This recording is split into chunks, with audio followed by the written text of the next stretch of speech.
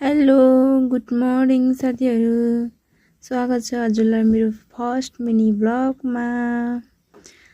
आज सोमबार मेरो व्रत थियो। म चाहिँ बिहानै उठेँ, घर पोछा लगाएँ, त्यसपछि ब्रस गरेर नुहाइधुवाइ गरेँ अनि फुल टिपेर लिएर आएँ। फुल टिपेर आउँदै चाहिँ नानी फेरि कति छिटै स्कुल जान रेडी हुन्छ कि, अनि बाटोमा पुगेँ थिएँ। मैले ढिला बेला भएन किन चाँडै स्कुल हिँडेको भनेर भनेको नानीलाई।